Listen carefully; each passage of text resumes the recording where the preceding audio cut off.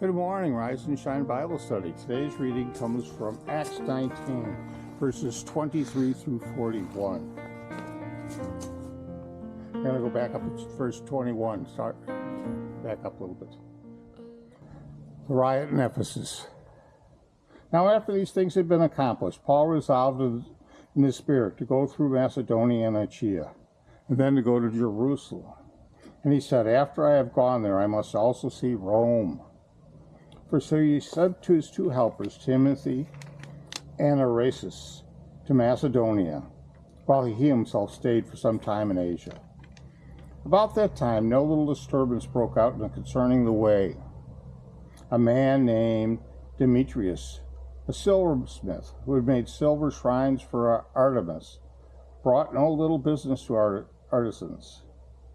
There he gathered together with the workers of the same trade and said, Men, you know that we get our wealth from this business. You also see and hear that only in Ephesus, but it is in almost the whole of Asia, that Paul has persuaded to draw away a considerable number of people by saying that gods were made by hands are not gods. And there is a danger. Not only has this trade of ours been come into disrepute, but also that the temple of the great goddess of Artemis will be scorned, and she will be deprived of her majesty that brought all Asia and the worlds to worship her. When they heard this, they were enraged and shouted, Great is Artemis for the Ephesus.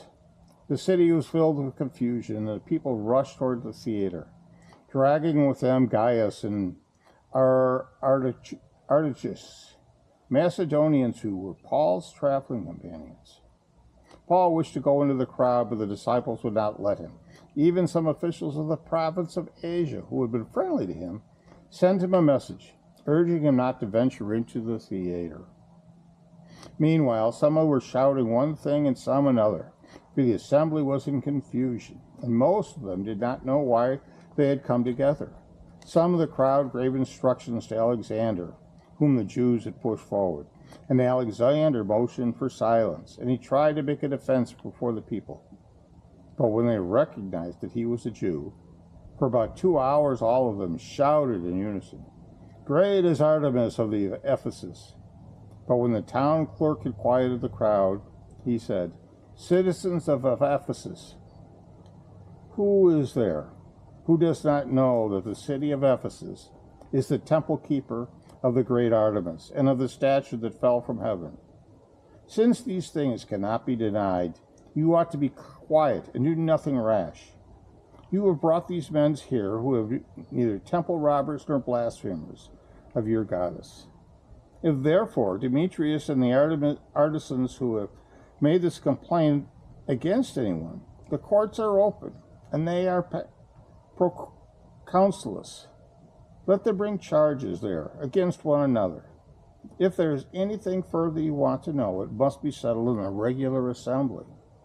For we are in danger of being charged with rioting today, since there is no cause that we have given to justify this commotion.